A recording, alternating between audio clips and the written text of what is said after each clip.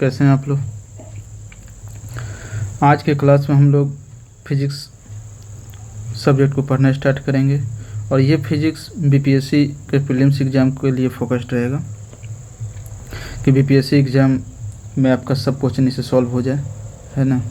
तो BPSC exam के लिए कौन कौन सा टॉपिक पढ़ना है पहले आपको ये बता देते हैं, उसके बाद क्लास को स्टार्ट करते हैं। जैसे कि हम लोग ये पढ़ेंगे यूनिट एंड मेजरमेंट, सबसे पहला चैप्टर ये पढ़ेंगे।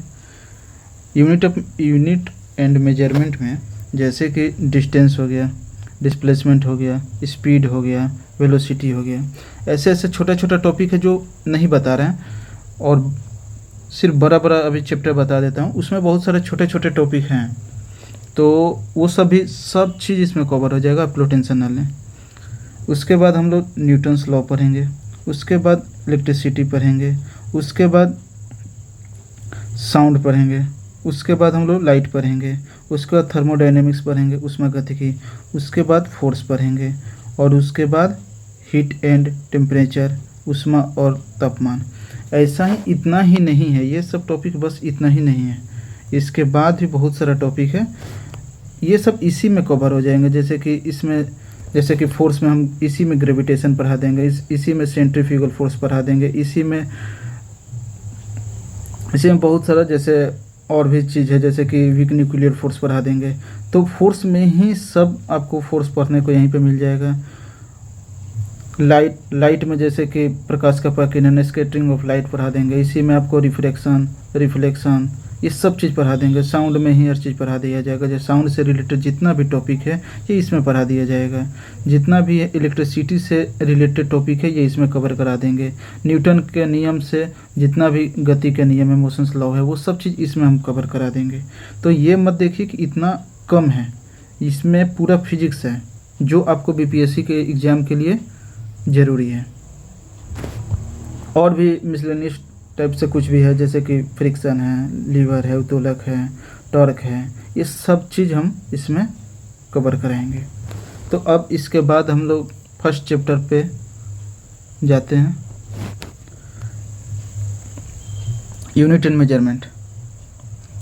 इसको हिंदी में हम लोग कह सकते हैं इकाई और मापन। ये क्लास जो है हिंदी और इंग्लिश दोनों में रहेगा ताकि किसी को कोई दिक्कत ना हो। यूनिट एंड मेजरमेंट, इसमें आता है सबसे पहले फंडामेंटल यूनिट्स। फंडामेंटल यूनिट्स होता क्या है? ये बेसिक यूनिट के नाम से भी जाना जाता है, स्टैंडर्ड यूनिट के नाम से भी जाना जाता है, फिक्स्ड यूनिट के नाम से भी जाना जाता है। बेसिक यूनिट यानी कि जितना भी अब हम लोग अभी पढ़ेंगे वो फिजिक्स में कोई भी चीज़ पढ़ेंगे इससे रिलेटेड होगा। बेसिक चीज़ है ये, मतलब फिजिक्स का बेस यहीं से स्टार्ट होता है, ठीक है। स्टैंडर्ड यूनिट पूरा फिजिक्स पढ़ेंगे, ये सब यहीं से आएगा जो हम लोग यूज करते हैं। जैसे कि लंबाई के लिए हम लोग मीटर यूज करेंगे, द्रव्यमान के लिए हम लोग केजी यूज करेंगे। चाहे कोई भी चीज़ को पूछ सकते हैं कि आपको एक बॉक्स दे दिया जाए, बॉक्स का बोलेंगे कि वज़न कितना है, तो आप बोलिएगा कि 1 केजी है, 2 केजी, 1 ग्राम, 2 ग्राम, यानी कि 1 केजी, 2 ग्राम, ठीक है। तो ये सब चीज़ जो बोल रहे हैं 1 केजी, 1 ग्राम, तो ये जो केजी है यही केजी इकाई है, ये फिक्स्ड होता है। और जो 1 या 2 उसके पहले जो लगा रहे हैं यही मापन है हम लोग का, है ना। तो ये समझ गए। तो फंडामेंटल यूनिट्स 7 होते हैं, ठीक है। कौन कौन होते हैं ये पहले जान लीजिए। लेंथ, लंबाई को हम लोग फिजिक्स में मीटर में मापेंगे। मास यानी कि द्रव्यमान को हम लोग केजी में मापेंगे यानी कि किलोग्राम में। टाइम यानी कि समय को सेकेंड में मापेंगे। करंट, विद्युत धारा को एम्पियर में मापते हैं। उसको ये जितना भी ये सब चीज़ है ना, इसको इसी चीज़ से दर्शाते हैं। जैसे कि एम्पियर को हम ये लिख देंगे ना कैपिटल ए, तो इससे भी ये दर्शाया जा सकता है। उसके बाद टेम्परेचर को केल्विन से दर्शाते हैं। ल्यूमिनस इंटेंसिटी, ज्योति तीव्रता होता क्या है? ज्योति तीव्रता आपके सामने कोई भी लाइट होगा, जैसे कि कोई भी ट्यूबलाइट होगा या बल्ब होगा, उससे जितना भी प्रकाश आ रहा है उस प्रकाश के आने का दर को ही हम लोग क्या बोलेंगे, तो ल्यूमिनस इंटेंसिटी बोलेंगे, ठीक है। उसको हम लोग कैंडेला से दर्शाते हैं, CD से। इसका ये मात्रक होता है कि ज्योति तीव्रता का मात्रक क्या होता है, तो कैंडेला होता है, ठीक है। पदार्थ की मात्रा, उसको इंग्लिश में कहेंगे मास ऑफ ए सब्सटेंस। पदार्थ की मात्रा को हम लोग मोल से दर्शाते हैं। जैसे कि कोई भी चीज़, पदार्थ हम लोग जैसे सोडियम ले लेते हैं, ठीक है। सोडियम को बोलेंगे कि सोडियम का द्रव्यमान कितना है, तो सोडियम का द्रव्यमान आप क्या बताएंगे, ग्राम में तो बता नहीं सकते हैं, ठीक है। तो सोडियम का द्रव्यमान आप मोल में बताते हैं। जैसे फिजिक्स में हम लोग, अगर फिजिक्स में आपसे पूछेंगे कि सोडियम का या कार्बन का द्रव्यमान आप हमको बताइए, तो आप मोल में बताइएंगे, ठीक है। उसके बाद आता है अनुपूरक इकाइयाँ, ये 2 एक्स्ट्रा है उससे, ठीक है। इसको सप्लीमेंट्री यूनिट्स भी कहते हैं।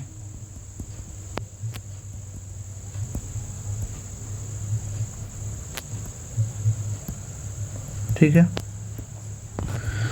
सप्लीमेंट्री यूनिट्स कहते हैं। इसमें 2 होते हैं, जो अनुपूरक इकाइयाँ होता है ये 2 होते हैं। कौन कौन होता है, तो एक प्लेन एंगल होता है, एक सॉलिड एंगल होता है।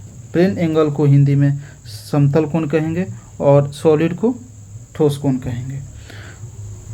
तो प्लेन एंगल होता क्या है, जैसे कि 2D फिगर आप लोग जानते होंगे या 3D फिगर। 2D फिगर वो होता है जैसे कोई भी रेक्टेंगल ले लेते हैं या आयताकार कोई भी चीज़ ले लेते हैं, ठीक है।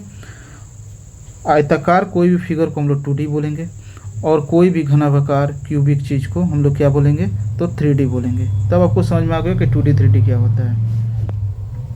तो ये जो है अनुपूरक इकाइयाँ हैं, ये कोण से यानी कि एंगल से संबंधित है। ये मतलब ये क्या बताता है, तो एंगल बताता है। जैसे कि कोई भी 2D फिगर का हमको एंगल निकालना है ना, तो वो चीज़ प्लेन एंगल में आएगा, उसको हम लोग रेडियन से दर्शाते हैं, है ना। और कोई भी 3D फिगर को हम लोग उसका कोण अगर निकालना है, मान लेते हैं ये कोण निकालना है, ये कोण निकालना है या ये कोण निकालना है, तो उसको हम लोग कहेंगे सॉलिड एंगल में हम लोग दिखाएंगे। सॉलिड एंगल में किस चीज़ से मापते हैं, तो स्टेरेडियन से मापते हैं इसके कोण को, उसको SR से हम लोग दर्शाते हैं। एक और डिफरेंस देखा जा सकता है कि जैसे कि इसमें x और y कोऑर्डिनेट होंगे, इसमें x, y और z होंगे। जैसे कि इसमें देखिए एक तरफ यहाँ पे जा रहा है, एक लाइन इधर जा रहा है, एक x दिशा में, एक y दिशा में जा रहा है, ठीक है, और एक z दिशा में जा रहा है, ठीक है। इसमें 3 कोऑर्डिनेट, एक x है, y है और z है। इसमें देखिए 2 हैं, x और y है, ये x दिशा में जा रहा है, एक y दिशा में जा रहा है। जिसमें x y हो उसमें क्या बोलेंगे, उसको हम लोग 2D बोलेंगे।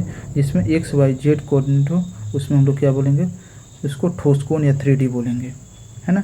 जैसे कि इसमें एक और चीज़, अगर सिलेंड्रिक कोई भी चीज़ रहेगा, जैसे बेलनाकार कोई चीज़ है, उसको हम लोग इसके कोण को किस चीज़ मापेंगे, तो स्टेरेडियन में मापते हैं, उसको SR से हम लोग दर्शाते हैं, ठीक है। लेकिन आप अब बोलिएगा कि हम लोग तो कोण में मापते हैं, जैसे कि 80 डिग्री 160 डिग्री ऐसे करके हर चीज़ मापते हैं। तो उसके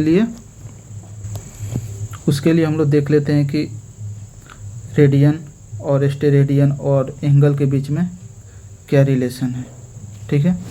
तो relation between degree and radian, ठीक है। यहाँ पर देखेंगे कि दोनों के बीच में क्या रिलेशन है डिग्री और रेडियन में। तो ये जो फार्मूला है 180 डिग्री बराबर पाई रेडियन, ये फार्मूला अगर याद रहेगा तो आप डिग्री को रेडियन में और रेडियन को डिग्री में चेंज कर सकते हैं। जैसे इसमें इसको हम करेंगे 1 डिग्री इक्वल टू क्या होगा, तो पाई रेडियन बाई 180, ये हो सकता है। इसको हम अगर रेडियन को डिग्री में बदलना है तो 1 रेडियन बराबर 180 बटे पाई हो सकता है। समझ में आया। जैसे कि यहाँ पर हम दिखा सकते हैं 180 डिग्री जो पाई रेडियन है, ठीक है। 1 डिग्री हम लेते हैं, 1 डिग्री निकालेंगे तो पाई रेडियन बाई 180 डिग्री हो जाएगा, यहाँ पर हो सकता है। तो ये फार्मूला आया, ये फार्मूला जो आया यहाँ से, ठीक है। इसी को हम लोग रेडियन में निकालेंगे तो 1 रेडियन इज इक्वल टू, उसके बाद ये फार्मूला आया, है ना। तो जैसे एक एक इसका एग्जांपल में बता देते हैं। जैसे कि 90 डिग्री को हमको रेडियन में चेंज करना है, तो ऐसे ही फार्मूला पे हम लोग बैठा देंगे 90 डिग्री बराबर पाई रेडियन बटा 180 डिग्री। तो 90 डिग्री करके इसे 180 डिग्री, 90 से 180 दो बार में गया, और पाई रेडियन बाई 2 ये आपका आंसर है। इसको आप एक और चीज़ रख सकते हैं, जैसे कि पाई रेडियन, पाई के जगह पर आप वैल्यू ये रख सकते हैं, पाई का वैल्यू 3.14 या 22/7 भी रख सकते हैं। जैसे कि ये आंसर आया, तो पाई का वैल्यू अगर रख देंगे 22/7 रेडियन बाई 2, 2 से ये कट जाएगा, तो 11 रेडियन बाई 2, ये आंसर भी हो सकता है। जैसे आपको रेडियन निकालना है, 90 डिग्री इज इक्वल टू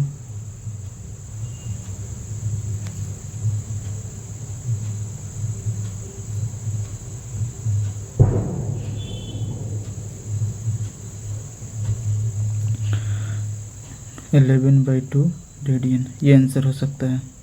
वैसे ही अगर हम बोले कि 3 पाई रेडियन को आप लोग डिग्री में चेंज करें, तो यही हो सकता है। जैसे कि ये फार्मूला जो है 180/पाई, तो 3 पाई बाई 2 गुने 180/पाई, पाई से पाई कट गया, 2 से 180 कटा, 90 90 तियाँ 270, इसे डिग्री में चेंज हो गया। ठीक है, आज का क्लास कैसा लगा ये बताइएगा लो आप लोग, और ज़्यादा वीडियो लंबा ना हो, ऐसे ही करके एक दिन में 2-3 क्लास करके आपको 10 से 15 दिन में पूरा फिजिक्स ख़त्म कर देंगे। ठीक है, और यहीं से क्वेश्चन आपको सब आएगा, आप इस बात के भरोसा रखिए, इस बात से। ठीक है, चलिए ध्यान रखिए अपना, और पढ़ाई पे ध्यान रखिए।